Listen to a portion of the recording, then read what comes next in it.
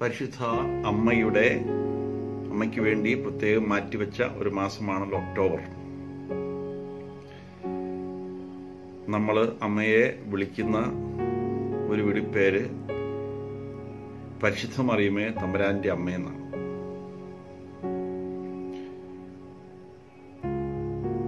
പരിശുദ്ധ മറിയമേ തമ്പുരാന്റെ അമ്മ. പല ചോദ്യങ്ങളും ഉയരാറുണ്ട്.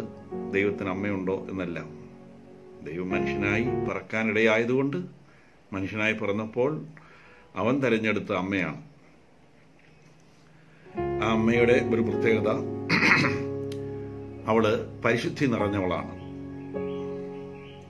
അവൾ ജന്മപാപമില്ലാതെ ദൈവം അവളെ ജനിപ്പിച്ചു.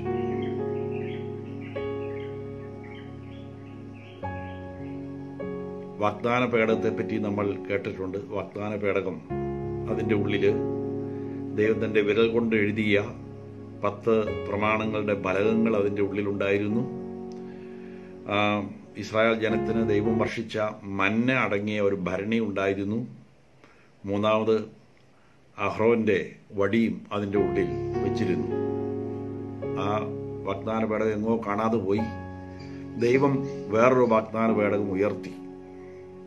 മന്നയേക്കാൾ ദൈവം എഴുതി കൊടുത്ത ആ കല്ലിനേക്കാൾ വിലപ്പെട്ട ദൈവം തന്നെ ഈ ഭൂമിയിലേക്ക് വരാനായിട്ട് തിരുമനസ്സായി. അങ്ങനെ ദൈവം ഭൂമിയിലേക്ക് വന്നപ്പോൾ അവനെ താങ്ങിയ വാഗ്ദാന പേടകമാണ് പരിശുദ്ധ അമ്മ. നമ്മൾ അമ്മയുടെ ഉത്തിനിയ ചെല്ലുമ്പോൾ വാഗ്ദാനത്തിന്റെ പേടകമേ ഞങ്ങൾക്ക് വേണ്ടി അപേക്ഷിക്കണമേ. അതായത് ദൈവം വാഗ്ദാനം ചെയ്ത രക്ഷകനെ താങ്ങിയ ആ പരിശുദ്ധ പേടകമാണ് പരിശുദ്ധ അമ്മ. നമ്മൾ പരിശുദ്ധ അമ്മയുടെ പ്രത്യേകത നമ്മൾ ചിന്തിക്കുമ്പോൾ, കാനായിലെ കല്യാണ വിരുന്നിൽ വെച്ച് യഥാർത്ഥത്തിൽ എന്താണ് മരിയൻ ഭക്തി എന്ന് മാതാവ് കാണിച്ചു തരുന്നത്, മാതാവിലേക്ക് ആളുകളെ അടുപ്പിക്കുകയല്ല, പിന്നെയോ ഈശോയിലേക്ക് ആളുകളെ കൊണ്ടുപോകുന്നതാണ് മാതാവിന്റെ ജോലി. അപ്പോൾ ശിഷ്യന്മാർ വന്ന് മാതാവിന് ചോദിച്ചു, ഞങ്ങൾ എന്താ ചെയ്യേണ്ടത്? അപ്പൊ മാതാവ് പറഞ്ഞു, അവൻ പറയുന്നത് പോലെ ചെയ്തേക്കുക. അതാണ് മാതൃഭക്തി. മാതാവ് എല്ലാവരെയും തൻ്റെ പുത്രനിലേക്ക് അയച്ചുകൊണ്ടിരിക്കുകയാണ്. അതെനിക്ക് മനസ്സിലായി. ഞാൻ 16 വർഷം ജപമാല ഭക്തി ഇല്ലാതെ നടന്ന ഒരു വൈദികനാണ്. ഞാൻ എതിർത്തിട്ടില്ല, പക്ഷേ എൻ്റെ സ്വകാര്യ ജീവിതത്തിൽ ഞാൻ അതിനെ പ്രോത്സാഹിപ്പിച്ചിട്ടില്ല, അതിനെപ്പറ്റി പ്രസംഗിച്ചിട്ടില്ല.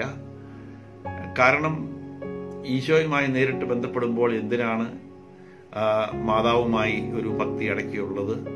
അങ്ങനെ ഈശോയുമായ നല്ല ഭക്തിയിലേക്ക് വന്നപ്പോൾ മാതാവിനെ ഞാൻ ഉപേക്ഷിച്ച് കളഞ്ഞ ആളാണ്.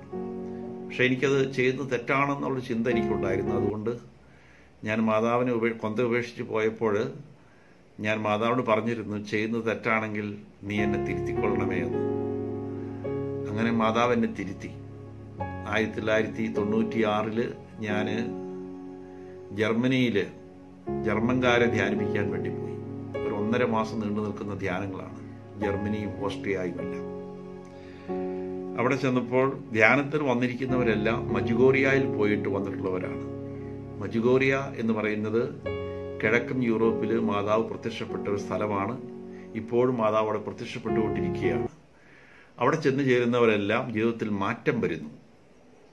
ഇപ്പോൾ ഇംഗ്ലീഷ് അറിയാവുന്ന ജർമ്മൻ ചെറുപ്പക്കാരെ കൗൺസിലിംഗ് നടത്തിയപ്പോൾ വളരെ മോശമായ രീതിയിൽ ജീവിച്ചിരുന്ന അവരെല്ലാം വിശുദ്ധിയിലേക്ക് വന്നു. അവർ കാർ ഓടിക്കുമ്പോൾ ഒരു കൈ സ്റ്റിയറിംഗിലും മറ്റേ കൈയിൽ കൊന്തയും പിടിച്ചുകൊണ്ടാണ് കാർ ഓടിക്കുന്നത്. അത്ര ഭക്തിയിലേക്ക് വന്നു. അങ്ങനെ ഒരു ജർമ്മൻകാരൊന്നുമല്ല, അനേകം പേരെ ഞാൻ ജീവിതത്തിൽ മാറ്റം വന്നത് കണ്ടു. ഒരു കാര്യം എനിക്ക് മനസ്സിലായി, ജീവിതത്തിൽ മാറ്റം വരാൻ പരിശുദ്ധാത്മാവ് വരാതെ പറ്റില്ല. പരിശുദ്ധ അമ്മയിലൂടെ പരിശുദ്ധാത്മാവിനെ ദൈവം കൊടുത്തുകൊണ്ടിരിക്കുന്നു. അത് അന്ന് ഏറ്റവും വലിയ ഒരു അത്ഭുതം. സ്വർഗത്തിൽ ചെന്ന് കഴിഞ്ഞാൽ നമ്മൾ അന്വേഷിച്ച് മാതാവിനോട് ചോദിക്കേണ്ട ഒരു കാര്യമാണ്. ആ പരിശുദ്ധാത്മാവ് വന്ന് ഈശോയെ, അദൃശ്യനായ ദൈവത്തെ, സർവശക്തനായ ദൈവത്തെ മാംസരൂപമാക്കി അമ്മയുടെ ഗർഭാശയത്തിന്റെ ഉള്ളിൽ നിക്ഷേപിച്ച ആ സമയത്ത് മാതാവിനുണ്ടായ അനുഭവം. അത് ബൈബിളിൽ അതിനെപ്പറ്റിയൊന്നും വിവരണമില്ല, പക്ഷെ അതൊരു വലിയ സംഭവമാണ്. ആ രക്ഷകനെ രൂപപ്പെടുത്തി മാംസരൂപത്തിലാക്കി അമ്മയുടെ ഗർഭാശയത്തിനുള്ളിൽ നിക്ഷേപിച്ച ആ സമയം ഒരു വലിയ ആത്മനിറവിന്റെ സമയമായിരുന്നു. അത് അമ്മയിൽ നിന്ന് വിട്ടുപോയില്ല. അമ്മയുടെ മേൽ ആ പരിശുദ്ധാത്മാവ് തങ്ങി നിന്നിരുന്നു.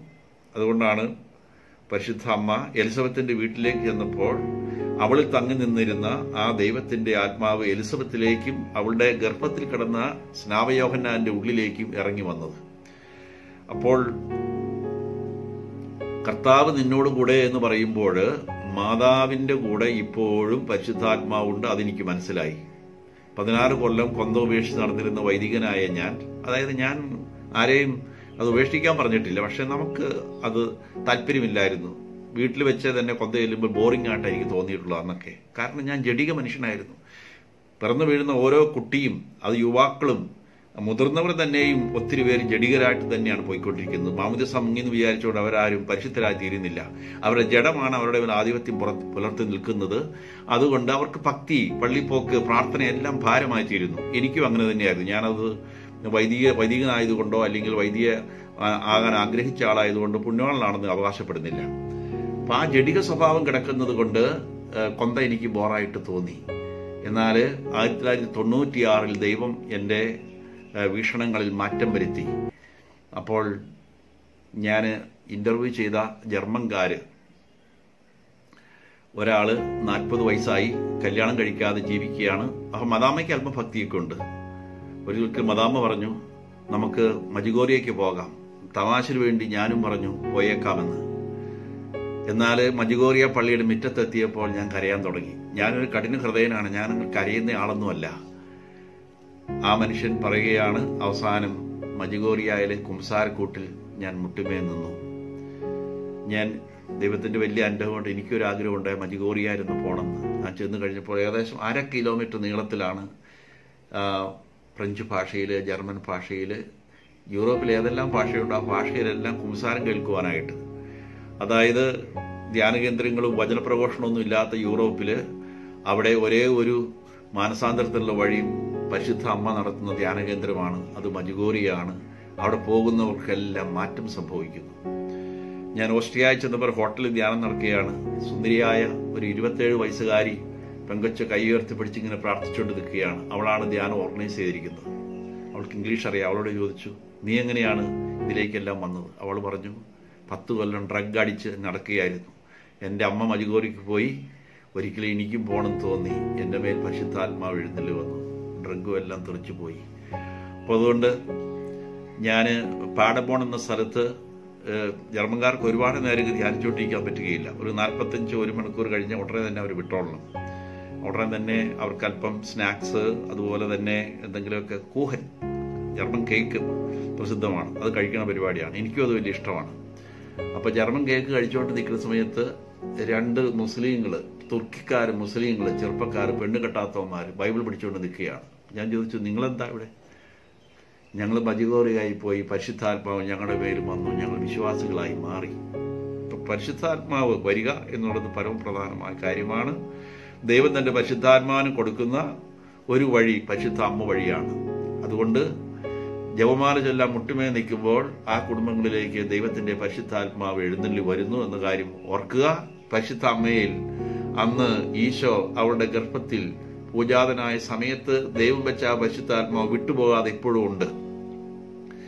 അതുകൊണ്ട് ദൈവത്തിന്, പരിശുദ്ധ അമ്മയ്ക്ക് 3 അധികാരമാണ് സ്വർഗത്തിലെ റാണിയായി ഉയർത്തപ്പെട്ടപ്പോൾ ദൈവം കൊടുത്തത്. 1, അവൾ വരുന്ന ഇടത്തിലല്ല, അവൾ ശരീരത്തോടു കൂടിയാണ്. ഈശോ എങ്ങനെ ഉയർത്തെഴുന്നേറ്റോ അതുപോലെ ശരീരത്തോടു കൂടി അമ്മ ഇന്ന് സ്വർഗത്തിലുണ്ട്. അമ്മയ്ക്ക് നമ്മുടെ വീട്ടിലേക്ക് വരാൻ പറ്റും, നമ്മുടെ അടുത്ത് വരാൻ പറ്റും. അപ്പം അതുകൊണ്ട് പരിശുദ്ധ അമ്മയ്ക്ക്, അമ്മയിൽ തങ്ങി നിൽക്കുന്ന പരിശുദ്ധാത്മാവിനെ മറ്റുള്ളവർക്ക് കൊടുക്കാൻ പറ്റും. ഇപ്പോൾ എൻ്റെ കയ്യിൽ ഒത്തിരി പൈസ ഉണ്ടെങ്കിൽ എനിക്ക് കൊടുക്കാൻ പറ്റില്ല എന്ന് പറഞ്ഞ പോലെ ഒത്തിരി ആത്മനിറവുള്ളത് കൊണ്ട് പരിശുദ്ധ അമ്മയ്ക്ക് പരിശുദ്ധാത്മാവിനെ കൊടുക്കാൻ പറ്റുന്നു. 2, സ്വർഗത്തിൽ ത്രിത്വത്തിന്റെ മുമ്പിൽ അമ്മയ്ക്ക് ഒരു വിശേഷ അധികാരമുണ്ട്. ആ അധികാരം എന്ന് പറയുന്നത് ത്രിത്വത്തെ ചലിപ്പിക്കാനുള്ള അധികാരമാണ്. അത് മറ്റൊരമ്മയ്ക്ക് ഇല്ലാത്തൊരു അധികാരം പരിശുദ്ധ അമ്മയ്ക്ക്, ഈശോയുടെ അമ്മയ്ക്ക് കർത്താവ് കൊടുത്തിരിക്കുന്നു.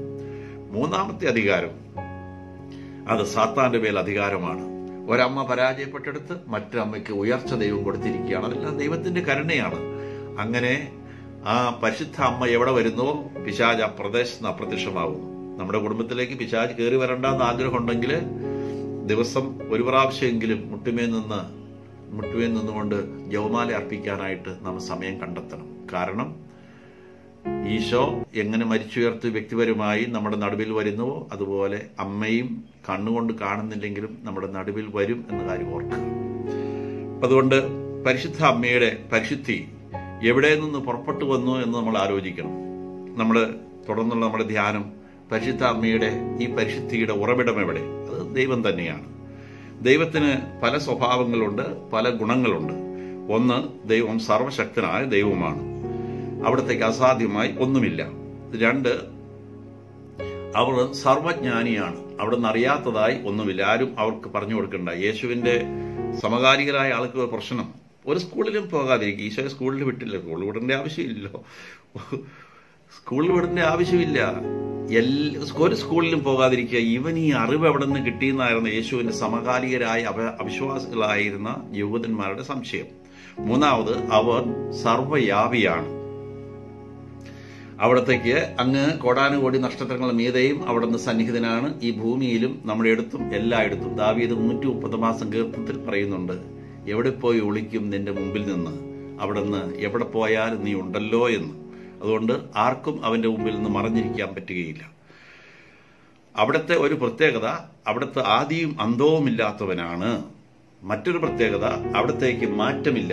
ആളുകളുടെ സ്വഭാവത്തിൽ മാറ്റം വരാറുണ്ട്, പ്രായം വരുമ്പോൾ ശാരീരിക ഭാവങ്ങളിൽ മാറ്റം വരാറുണ്ട്, സ്വഭാവത്തിൽ കാശ് കൂടുമ്പോൾ സ്വഭാവത്തിൽ മാറ്റം വരാറുണ്ട്, അധികാരം വരുമ്പോൾ ആളുകൾക്ക് മാറ്റം വരാറുണ്ട്. ഇങ്ങനെ പല സമയത്ത് ആളുകൾക്ക് മാറ്റം വരാറുണ്ട്. സോ ദൈവം എന്നും ഒരുപോലെ തന്നെയാണ് ഇരിക്കുക, അവിടത്തേക്ക് മാറ്റമില്ല. അവിടെ നിന്ന് മലാക്കി പ്രവാചന പുസ്തകത്തിൽ 3:6 അത് പറയുന്നുണ്ട്, ദൈവമായി എനിക്ക് മാറ്റമില്ല എന്ന്. അവിടെ നിന്ന് സ്നേഹമാണെന്ന് പറഞ്ഞു കഴിഞ്ഞാൽ നമ്മുടെ അകൃത്യങ്ങളോ പാപങ്ങളോ അവിടുത്തെ സ്നേഹത്തെ ഇല്ലാതാക്കാൻ പറ്റുകയില്ല. യോഹന്നാന്റെ ലേഖനം 1 യോഹന്നാൻ 1:6 പറയുന്നു, ദൈവം പ്രകാശമാണ്, അവിടുത്തെ ഉള്ളിൽ ഒട്ടും അന്ധകാരമില്ല. ദൈവ സ്നേഹമാണ്, അവിടുത്തെ ഉള്ളിൽ ഒട്ടും വെറുപ്പില്ല. അതുകൊണ്ട് നമ്മുടെ ചെയ്തികൾ വഴിയായിട്ട് ദൈവത്തിന്റെ സ്നേഹത്തെ ഇല്ലാതാക്കാൻ ആരും വിചാരിക്കരുത്. God is immutable. ഇമ്മ്യൂട്ടബിൾ എന്ന ഇംഗ്ലീഷ് വാക്കിന്റെ അർത്ഥം അൺചേഞ്ചിങ്. അതുകൊണ്ട് ഈ ഭൂമിയിലുള്ള എല്ലാ മനുഷ്യരും പാപം ചെയ്തു നിന്നാലും ദൈവം സ്നേഹമാണ് എന്ന് ദൈവം പ്രഖ്യാപിക്കുമ്പോൾ അതിന് മാറ്റമില്ല. ദൈവത്തിന്റെ ഒരു പ്രത്യേകത, അവിടുന്ന് സ്നേഹമാണ്. ഇതെല്ലാം കൂട്ടി മാലാഖമാര് ഒരു വാക്ക് കണ്ടുപിടിച്ചു ദൈവത്തെ വിളിക്കാൻ, പരിശുദ്ധൻ പരിശുദ്ധൻ പരിശുദ്ധൻ. അതുകൊണ്ട് അതിൻ്റെ അകത്ത് എല്ലാം ഉണ്ട്. ദൈവം പരിശുദ്ധനാണെന്ന് പറയുമ്പോൾ ഒരാളുടെ പരിശുദ്ധി എങ്ങനെ അറിയുന്നത്? നമ്മൾ ആ വ്യക്തിയുമായി ഡീൽ ചെയ്യുമ്പോഴല്ലേ പരിശുദ്ധി, ഒരു വ്യക്തി ഈ ആളൊരു പരിശുദ്ധനാണ് എന്ന്, വിശുദ്ധനാണ് നമുക്ക് ചിന്ത വരുന്നത്. അതുപോലെ അതെങ്ങനെയാണ്? ഒരു മനുഷ്യന് 3 പ്രവൃത്തിയാണ് ഉള്ളത്: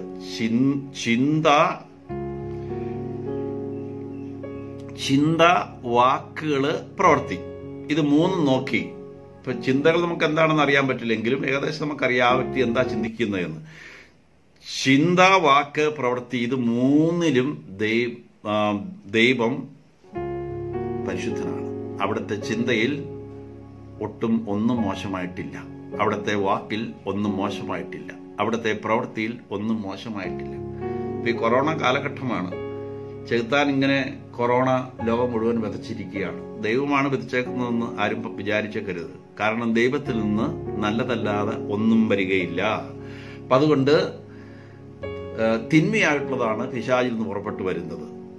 കാരണം ഉൽപ്പത്തി പുസ്തകം വായിക്കുമ്പോൾ തന്നെ കാണുന്നുണ്ട്, ദൈവം സൃഷ്ടിച്ചതെല്ലാം നല്ലതായി കണ്ടു. അപ്പൊ അതുകൊണ്ട് മനുഷ്യന് ഇത്ര ദ്രോഹകരമായി ഒരു തെറ്റും ചെയ്യാത്ത ഒത്തിരി പട്ടിണി പാവങ്ങളാക്കി തീർക്കുന്ന ഈ കാലഘട്ടത്തിൽ ദൈവം വിതച്ചതാണെന്ന് തെറ്റിദ്ധരിച്ചേക്കരുത്.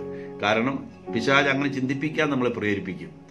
പിന്നെ ഒരു കാര്യം, പിശാച് ഒരു കാര്യം ചെയ്യുമ്പോൾ ദൈവത്തിന് വേണ്ടി തടയാതിരിക്കാം. ദൈവം ഇതുവരെയും തടഞ്ഞിട്ടില്ല. അത് എന്താണെന്ന് നമുക്ക് ഏകദേശം അറിയാം. നമ്മുടെ പോക്ക് അങ്ങനെയാണ്. അതുകൊണ്ട് നമ്മൾ ദൈവത്തിന്റെ ഒരു വലിയ ഇടപെടല് നമ്മുടെ നടുവിൽ വരുന്ന രീതിയിൽ ആകാൻ തക്ക വിധം നമ്മുടെ ഭാഗത്തു നിന്നൊന്നും ഉണ്ടായിട്ടില്ല. അങ്ങനെ ഉണ്ടാകുമ്പോൾ അതിൻ്റെതായ വ്യത്യാസം വരുമെന്നാണ് ഞാൻ വിചാരിക്കുന്നത്. ഏതായാലും നമ്മൾ ദൈവത്തിലേക്ക് തിരിഞ്ഞ് ദൈവത്തിന്റെ വഴിയിലൂടെ നടക്കുകയാണെങ്കിൽ വാഗ്ദാന പ്രകാരം, എന്താ വാഗ്ദാനം? ദൈവത്തെ സ്നേഹിക്കുന്നവർക്ക്, ദൈവത്താൽ വിളിക്കപ്പെട്ടവർക്ക് എല്ലാം നന്മയ്ക്കായി കർത്താവ് തീരും. ഈ കൊറോണയും നന്മയ്ക്കായി ദൈവം തീർക്കും എന്നുള്ളത് സത്യമാണ്. അപ്പോൾ ദൈവം പരിശുദ്ധനാണെന്ന് പറയുമ്പോൾ അവന്റെ ചിന്തയിൽ ഒട്ടും അശുദ്ധിയില്ല. അവിടുത്തെ ചിന്തയിൽ ഒട്ടും മായമില്ല, അവിടുത്തെ വാക്കിൽ മായമില്ല, അവിടുത്തെ പ്രവൃത്തിയിൽ മായമില്ല. ഇത് ശുദ്ധമായ സ്വർണമെന്ന് സ്വർണ്ണ കമ്പനിക്കാര് പറയാറുണ്ട്. അതുപോലെ ശുദ്ധമായ സ്വർണം ശരീരത്തിൽ മായം കറന്നിട്ടില്ല എന്നർത്ഥം. ദൈവത്തിന്റെ ഉള്ളിൽ ഒട്ടും മായമില്ല. അത് 1 യോഹന്നാൻ 5:6 പറയുന്നുണ്ട്, ദൈവം പ്രകാശമാണ്, അവിടുത്തെ ഉള്ളിൽ ഒട്ടും അന്ധകാരമില്ല. ദൈവം സ്നേഹമാണ്, അവിടുത്തെ ഉള്ളിൽ ഒട്ടും വെറുപ്പില്ല. അപ്പോൾ ഈ സ്നേഹം തന്നെയായ ദൈവം തന്റെ സ്നേഹത്തിൽ നമുക്കൊരു നിശ്ചിത കാലഘട്ടം ഇവിടെ ജീവിക്കാൻ അനുവദിച്ച ശേഷം അവിടെ ഈശോ പറഞ്ഞു, ഞാൻ ആയിരിക്കുന്ന സ്വർഗം കാണാൻ അവരെയും കൊണ്ടുപോകണമെന്ന് എനിക്ക് ആഗ്രഹമുണ്ട് പിതാവേ. അതുകൊണ്ട് എനിക്കായി നീ നൽകിയവരെയെല്ലാം നീ കാത്തുകൊള്ളണമേ. എന്തിൽ നിന്ന് കാക്കണം? തിന്മയുടെ പിടിയിൽ നിന്ന് കാത്തുകൊള്ളണം, പാപത്തിൽ വീഴാതെ കാക്കണം. അതുകൊണ്ട് ഈശോ ഒരു വാഗ്ദാനം നൽകിയിരിക്കുന്നു, പരിശുദ്ധാത്മാവിനെ, ഒരു സഹായകനെ നിങ്ങൾക്ക് നൽകും. നിങ്ങൾക്ക് സ്വന്തം ശക്തിയാൽ പരിശുദ്ധമായി ജീവിക്കാൻ പറ്റുകയില്ല, സ്വന്തം ശക്തിയാൽ നല്ലൊരു കാര്യം ചിന്തിക്കാൻ പോലും കഴിവില്ല. അതുകൊണ്ട് എന്റെ പിതാവിന്റെ പരിശുദ്ധാത്മാവിനെ നൽകും. ഈ പരിശുദ്ധാത്മാവ് കന്യാമറിയത്തിൽ വന്നതുകൊണ്ടാണ് ജന്മപാപം ഇല്ലാതെ പറക്കാനിടയായത്. ഈ പരിശുദ്ധാത്മാവ് കന്യാമാതാവിൽ വന്നതുകൊണ്ടാണ് യേശു അവളെ രൂപാന്തരപ്പെട്ടത്. ഈ പരിശുദ്ധാത്മാവ് നമ്മിൽ വരുമ്പോൾ നമ്മിലും ക്രിസ്തു രൂപാന്തരപ്പെടും. എന്താണ് ദൈവത്തിന്റെ ടാർഗറ്റ്? ദൈവത്തിന്റെ ടാർഗറ്റ് നിങ്ങൾ ക്രിസ്തുവിനെ പോലെയായി തീരണം. ക്രിസ്തു നിങ്ങൾ രൂപപ്പെടുന്ന പോലെ ഞാൻ പ്രസവവേദന അനുഭവിക്കുകയാണ് പൗലോസ്ലീഹ പറയുന്നുണ്ട്. ദൈവത്തിന്റെ ടാർഗറ്റ് അതാണ്. ഓരോ വ്യക്തിയെയും കർത്താവ് നോക്കിക്കൊണ്ടിരിക്കുക. അതുകൊണ്ടാണ് ഫിലിപ്പിയരുടെ ലേഖനത്തിൽ പറയുന്നത്, God is at work on you. Road work നടക്കുമ്പോൾ മെൻ അറ്റ് വർക്ക് എന്ന് എഴുതി വെക്കാറുണ്ട്. അതുപോലെ ഓരോരുത്തരും കഴുത്തിൽ കർത്താവ് ബോർഡ് ഇട്ടിട്ടുണ്ട്, Holy Spirit is working on you. തന്റെ ഇച്ഛയ്ക്കൊത്ത് ചിന്തിക്കാനും പ്രവർത്തിക്കാനും നിങ്ങളെ ഉത്തേജിപ്പിക്കുന്നത് പരിശുദ്ധാത്മാവാണ്. അപ്പം അതുകൊണ്ട് ദൈവത്തിന്റെ പരിശുദ്ധാത്മാവിനെ കർത്താവ് നൽകി നമ്മളെ എല്ലാവരെയും ദൈവൻ ഓരോ ദിവസവും പരിശുദ്ധരാക്കിക്കൊണ്ടിരിക്കുകയാണ്. അങ്ങനെ അത് ഈശോ പറയുന്നില്ല യോഹന്നാൻ സുവിശേഷം 14 ഒരുക്കം പൂർത്തിയായി കഴിയുമ്പോൾ, പിന്നെ പിതാവിന്റെ പക്കലേക്ക് പോകാൻ ഒരുക്കം പൂർത്തിയായി കഴിയുമ്പോൾ, ഞാനായിരിക്കുന്നിടത്ത് നിങ്ങളായിരിക്കേണ്ടതിന് നിങ്ങളെ കൂട്ടിക്കൊണ്ടുപോകാൻ നിങ്ങളുടെ അടുക്കിലേക്ക് വരും. ചില ആൾക്കാർ ഇങ്ങനെ ഒത്തിരി വർഷം ജീവിച്ചിരിക്കാൻ കാരണം ഒരുപക്ഷെ ദൈവം പറയുന്നുണ്ട്, സ്നേഹത്തിൽ എന്നെ ഒട്ടി നിന്ന് ഞാൻ അവർക്ക് ദീർഘായുസ് കൊടുത്തവരെ അനുഗ്രഹിക്കും. അങ്ങനെ നല്ല സ്നേഹത്തിൽ ഒട്ടി നിന്ന ഒത്തിരി പേര്, വൈദികർ ഉൾപ്പെടെ എനിക്കറിയാം, ദീർഘായുസ് കൊടുത്ത് കർത്താവ് അനുഗ്രഹിക്കുന്നത്. ദൈവത്തിന്റെ വചനം ആരുടെ ഉള്ളിൽ നിക്ഷേപിക്കുന്നു അവർ കൂടുതൽ നാൾ വചനപ്രഘോഷണം നടത്താൻ വേണ്ടി ദീർഘായുസ് ദൈവം കൊടുക്കുന്നത് കണ്ടിട്ടുണ്ട്, നല്ല ആരോഗ്യം കൊടുക്കുന്നത് കണ്ടിട്ടുണ്ട്. അപ്പോൾ മറ്റ് ദീർഘായുസ് കിട്ടാൻ കാരണം ഈ വ്യക്തി ഇപ്പോൾ മരിച്ചാൽ നരകത്തിൽ പോകുമെന്ന് കർത്താവിന് അറിയാവുന്നതുകൊണ്ട് ആ വ്യക്തിയെ മരിപ്പിക്കാതെ കർത്താവ് സൂക്ഷിച്ചു വെച്ചിരിക്കുകയാണ്. അപ്പൊ അത് അനുദപിക്കാൻ വേണ്ടിയിട്ട് ഇങ്ങനെ ആയുസ് നീട്ടിക്കൊടുത്തുകൊണ്ടിരിക്കുകയാണ്. കാരണം ഇപ്പോൾ ആ വ്യക്തിയെ എടുത്തു കഴിഞ്ഞാൽ അവർ സ്വർഗത്തിൽ എത്തിച്ചേരുകയില്ല. ഇനി വേറെ ചില നല്ല മനുഷ്യർ അവർ നേരത്തെ തന്നെ പോകുന്നു കണ്ടിട്ടുണ്ട്. നമ്മളത് എല്ലാ അനുഭവത്തിലൂടെ അറിയാവുന്നതാണ്, നല്ല മനുഷ്യരെ ദൈവം നേരത്തെ എടുക്കുന്നു എന്നുള്ളത്. അതുകൊണ്ട് ഞാൻ നല്ലവനാവുന്നില്ല എന്നൊരാൾ പണ്ട് തമാശ പറഞ്ഞു. ഏതായാലും നല്ലൊരു വിശദീകരണം പൂർത്തിയായി കഴിഞ്ഞാൽ ഈ ഭൂമിയിൽ ദൈവത്തിന് അങ്ങനെ ഒരാളെ ഇട്ടുകൊണ്ടിരിക്കാനായിട്ട് ആഗ്രഹമില്ല. കാരണം നമ്മൾ ഈ ഭൂമിയിൽ അള്ളിപ്പിടിച്ച് നിൽക്കാൻ കാരണം സ്വർഗം എന്താണെന്ന് അറിയാൻ പാടില്ലാത്തതുകൊണ്ടാണ്. സ്വർഗത്തിന്റെ മുന്നനുഭവം ദൈവം നാം തരുന്നത് പരിശുദ്ധാത്മാവിലൂടെയാണ്. എപ്പോഴെല്ലാം ഒരു ധ്യാനത്തിൽ കൂടുമ്പോൾ എന്താണ് ആളുകളുടെ സന്തോഷം? അത് സ്വർഗം ഭൂമിയിൽ ഇറങ്ങി വരുന്ന അനുഭവമാണ്. സ്വർഗത്തിന്റെ ഒരു മുൻ ആസ്വാദനം ദൈവം ഒരാത്മാവിന് കൊടുക്കുന്നതാണ്. അതുകൊണ്ട് ഈ സ്വർഗത്തിന്റെ മുന്നാസ്വാദനം കിട്ടിയവർക്ക് എപ്പോഴും സ്വർഗത്തിൽ പോകണമെന്ന് ആഗ്രഹം ഉണ്ടാവും. അത് കിട്ടാത്തവർക്ക്, പരിശുദ്ധാത്മാവിന്റെ സ്പർശനം കിട്ടാത്തവർക്ക് എങ്ങനെയെങ്കിലും ഇവിടെ അള്ളിപ്പിടിച്ചിരിക്കണം എന്നുള്ള ചിന്തയായിരിക്കും. അപ്പം അതുകൊണ്ട് നമുക്ക് ഏതായാലും അള്ളിപ്പിടിച്ചിരിക്കാൻ തീരുമാനിച്ചാലും ദൈവം പിടിച്ചുകൊണ്ടിരുത്തില്ല. നമുക്കൊരു നിശ്ചിത കാലഘട്ടം കഴിയുമ്പോൾ, ഒരു പീരീഡ് കഴിയുമ്പോൾ നമ്മൾ വിട്ടുപോകേണ്ടവരാണ്. അപ്പം അതുകൊണ്ട് അങ്ങോട്ട് ചെന്ന് ചേരുമ്പോൾ, അവിടെ ചേരണമെങ്കിൽ കർത്താവ് ഒരു കാര്യം പറയുന്നത്, ഹൃദയശുദ്ധിയുള്ളവർ ഭാഗ്യവാന്മാർ, അവർ ദൈവത്തെ കാണും. അപ്പം അതുകൊണ്ട് ഹൃദയശുദ്ധി എന്ന് പറയുന്നത് എൻ്റെ ശരീരത്തിൻ്റെ ഉള്ളിലിരിക്കുന്ന ആത്മാവിൻ്റെ വിശുദ്ധിയാണ്. ഞാൻ ചെയ്യുന്ന പാപങ്ങളെല്ലാം അവസാനം കുറഞ്ഞു കൂടുന്ന ആ ആത്മാവിൻ്റെ ഉള്ളിലാണ്. അപ്പം അതുകൊണ്ട് ആ ആത്മാവ് വിശുദ്ധീകരിക്കപ്പെടണം. അതിന് കർത്താവിൻ്റെ വചനം നമ്മൾ കേൾക്കണം, വചനം പഠിക്കണം, ധ്യാനിക്കണം. വചനത്തിലൂടെയാണ്. നിങ്ങൾ കേട്ട വചന നിമിത്തം നിങ്ങൾ ശുദ്ധിയുള്ളവരായി തീർന്നിരിക്കുന്നു. ശരീരത്തിൽ അഴുക്ക് മാറ്റാൻ സോപ്പും വെള്ളമിട്ട് കുളിച്ചാൽ മതി. പക്ഷെ ആത്മാവിൻ്റെ ഉള്ളിൽ അഴുക്ക് മാറ്റാനായിട്ട് ദൈവവചനം സ്വീകരിക്കണം, ദൈവവചനം പഠിക്കണം. പക്ഷെ ഒത്തിരി പേര് ബൈബിൾ തൊട്ടേ നോക്കുന്നില്ല. വൈദികർ ഉൾപ്പെടെ പലരും ബൈബിൾ തൊട്ടേ നോക്കുന്നില്ല, പഠിക്കുന്നില്ല, ധ്യാനിക്കുന്നില്ല. അപ്പം അതുകൊണ്ട് വചനത്തോടുള്ള ഭക്തിയാണ് വിശുദ്ധീകരണത്തിൽ ഒരു വഴി. രണ്ടാമത്തെ വഴി എന്താണെന്ന് 1 യോഹന്നാൻ 1:7 കാണുന്നു. അവിടുത്തെ പുത്രനായ യേശുവിൻ്റെ രക്തം എല്ലാ പാവവും അനീതിയും കഴുകി നീക്കിക്കളയുന്നു. ഓരോ പ്രാവശ്യവും ഇപ്പോൾ പാലിനകത്ത് അഴുക്ക് ചേർക്കുന്നു, അല്ലെങ്കിൽ സ്വർണത്തിൽ മായം ചേർക്കുന്നു. നമുക്ക് എന്താണെന്ന് നമുക്കറിയാം. അതുപോലെ തന്നെ നമ്മൾ ജ്ഞാനസ്നാനം വഴി നമുക്ക് കിട്ടിയ പരിശുദ്ധമായ ആത്മാവിലേക്ക് ഓരോ പാപം ചെയ്യുന്തോറും മായം ചേർന്നുകൊണ്ടിരിക്കുകയാണ്. അതുകൊണ്ടാണ് ഈശോ പറഞ്ഞത്, നിന്റെ വാക്കുകൾ അതെ അതെ എന്നും അല്ല എന്നും ആയിരിക്കട്ടെ, അതിനപ്പുറമുള്ളത് ദുഷ്ടനിൽ നിന്ന് വരുന്നു. അതായത് പിശാച് നുണയനും നുണയുടെ പിതാവുമായതുകൊണ്ട് നമ്മൾ നുണ പറഞ്ഞാൽ ദൈവത്തിന് എന്താ കുഴപ്പം നമ്മൾ ചിന്തിച്ചേക്കാം. പക്ഷെ അത് ദൈവത്തിന്റെ സ്വഭാവത്തിന് വിരുദ്ധമായി പാപമായതുകൊണ്ട് നമ്മുടെ ഉള്ളിൽ മാലിന്യം കലരുകയാണ്. തമാശയായിട്ട് പോലും നുണ പറയുന്നത് പാപമാണ്, അശുദ്ധ്യം, നമ്മുടെ ആത്മാവിനെ കളങ്കപ്പെടുത്തുന്നതാണ്. യേശു പറഞ്ഞു, ഇപ്പോൾ ഒരു പെണ്ണ് പോകുന്നു, ആ പെണ്ണിനെ ഞാൻ അശുദ്ധമായ കണ്ണോടെ നോക്കി, അതിനിപ്പോൾ ദൈവത്തിന് എന്താ കുഴപ്പമെന്ന് പലരും ചിന്തി. പക്ഷെ ഒരു കാര്യം, അത് നിന്റെ ഉള്ളിൽ മാലിന്യം കലർത്തുകയാണ്, നിന്റെ ഉള്ളിൽ ജഡാസക്തി പത്തി വിടർത്തുകയാണ്, അത് നിന്നെ അശുദ്ധനാക്കുകയാണ്. നിന്റെ ആത്മാവിൽ ആ പാപം ഉറഞ്ഞുകൂടുന്ന കാര്യം ഓർക്കുക. അതുപോലെ തന്നെ ദൈവം പറയുന്ന ഒരു കാര്യമാണ്, വിലകെട്ടത് പറയാതെയും സദ്വചനങ്ങൾ മാത്രം സംസാരിച്ചാൽ എന്റെ നാവ് പോലെയാവും നീ. അപ്പം അതുകൊണ്ട് ആവശ്യമില്ലാത്ത കാര്യങ്ങൾ സംസാരിക്കുക. തീത്തോസിന്റെ ലേഖനത്തിൽ 3-ാം അധ്യായത്തിൽ 2-ാമത്തെ വചനത്തിൽ ആരെപ്പറ്റിയും കുറ്റം പറയാതിരിക്കുക. ഈ കുറ്റം വിധിക്കുമ്പോൾ തന്നെ അതിൻ്റെ അകത്ത് സ്നേഹക്കുറവാണ് കാണുന്നത്. എനിക്ക് സ്നേഹമുള്ളവരെ ഞാൻ കുറ്റം പറയുമോ? എനിക്ക് സ്നേഹമുള്ളവരെ ഒന്നും കുറ്റം ഉണ്ടെങ്കിൽ ഞാനത് മറച്ചു വെക്കാനേ ശ്രമിക്കുകയുള്ളൂ. അതുപോലെ നമ്മൾ കുറ്റം വിധിക്കുമ്പോൾ സ്നേഹക്കുറവാണ് വരുന്നത്. അതുകൊണ്ട് ഒരാളുടെ വിശുദ്ധി വളർന്നോ എന്നറിയുന്നത് ആ വ്യക്തിയുടെ കുറ്റം വിധിയെ നോക്കി നമുക്ക് ഏകദേശം വിധിക്കാൻ പറ്റും. ഒത്തിരി ധ്യാന പ്രസംഗകർ പോലും അറിയാണ്ട് ഇങ്ങനെ കുറ്റം വിധിയിലേക്ക് പെട്ടെന്ന് പോവുകയാണ്. ഞാനും പെട്ടുപോയിട്ടുണ്ട്. അത് ഒഴിവാക്കേണ്ട ഒരു കാര്യമാണ്. ആരെയും പറ്റിയും കുറ്റം പറയാതിരിക്കാനും അതൊരു പ്രധാനപ്പെട്ട കാര്യമാണ്. അപ്പം അതുകൊണ്ട് നമ്മൾ ചിലപ്പോൾ ഒരു നിശ്ചിത കാലഘട്ടം വരുമ്പോൾ മറ്റു പാപങ്ങളൊന്നും പെട്ടെന്ന് വരികയില്ല. പക്ഷെ വാ കൊണ്ട് ചെയ്യുന്ന പാപം പെട്ടെന്ന് ചെയ്തു പോയേക്കാം. ഈ മേഖലയിൽ നമുക്കൊരു നിയന്ത്രണം ആവശ്യമുണ്ട്. അത് നിയന്ത്രിക്കാനായിട്ട് എന്നെ കൂടാതെ ഒന്നും ചെയ്യുവാൻ കഴിയില്ല. ഞാൻ നിങ്ങൾക്ക് പരിശുദ്ധാത്മാവിനെ തരികയാണ്. എൻ്റെ പരിശുദ്ധാത്മാവിനും കൂടാതെ നിങ്ങൾക്ക് ഒരു നിമിഷം പോലും വിശുദ്ധമായി ജീവിക്കാൻ പറ്റുകയില്ല. അതുകൊണ്ട് നിങ്ങളുടെ സംസാരത്തിനൊരു സിസ്റ്റമുണ്ട്. ആ സിസ്റ്റം നിയന്ത്രിക്കാനായിട്ട് രാവിലെ തന്നെ എഴുന്നേറ്റ് വരുമ്പോൾ പരിശുദ്ധാത്മാവിനായി ഏൽപ്പിച്ചു കൊടുക്കണം. പരിശുദ്ധാത്മാവെ, എൻ്റെ സംസാരം ഏറ്റെടുക്കണമേ. പരിശുദ്ധാത്മാവെ, കാട് കയറിയ എൻ്റെ ചിന്തകളെ ഏറ്റെടുക്കണമേ. പരിശുദ്ധാത്മാവെ, എൻ്റെ പ്രവൃത്തികൾ അങ്ങയുടെ ഒരു മകനും ദാസനും യോജിച്ച രീതിയിലാക്കി തീർക്കണമേ എന്ന് പറഞ്ഞ് പൂർണ്ണമായി രാവിലെ ഏൽപ്പിച്ചു കൊടുത്തു കഴിഞ്ഞാൽ വൈകുന്നേരം ആകുമ്പോൾ നിങ്ങൾക്ക് വിജയം കിട്ടും. കാരണം നിങ്ങൾ സന്തോഷിക്കും കർത്താവിൽ. എന്നെപ്പോലെ ഒരാള് ഇന്ന് ആവശ്യമില്ലാത്ത കാര്യങ്ങളൊന്നും പറഞ്ഞില്ലല്ലോ എന്ന് ഓർത്തുകൊണ്ട്. അപ്പം അതുകൊണ്ട് നമ്മുടെ ഉള്ള് അഴുക്ക് നിറഞ്ഞ് അശുദ്ധി നിറഞ്ഞിരിക്കുകയാണെങ്കിലും ഒരു തുള്ളി യേശുവിൻ്റെ രക്തം മതി, അതെല്ലാം വിശുദ്ധമായി തീരാൻ. അതാണ് 1 യോഹന്നാൻ 1:7 നമ്മൾ കാണുന്നത്, 9 നമ്മൾ കാണുന്നത് അവിടുത്തെ പുത്രനായ യേശുവിൻ്റെ രക്തം എല്ലാ പാപവും. കാരണം പരിശുദ്ധാത്മാവ് ഒന്നാണ് യേശുവിൻ്റെ രക്തം ഉണ്ടാക്കിയിരിക്കുന്നത്. ആ രക്തത്തിൻ്റെ ഉള്ളിൽ ദൈവത്തിൻ്റെ ആത്മാവ് മറഞ്ഞിരിക്കുകയാണ്. ആ ആത്മാവിന് എല്ലാ അശുദ്ധിയും കഴുകിക്കളയാൻ ശക്തി നമുക്കുണ്ട്. ഈ ഒക്ടോബർ മാസത്തിൽ മാത്രമല്ല, എല്ലാ നാളുകളിലും മാതാവിന്റെ ഭക്തിയിൽ വളരുക.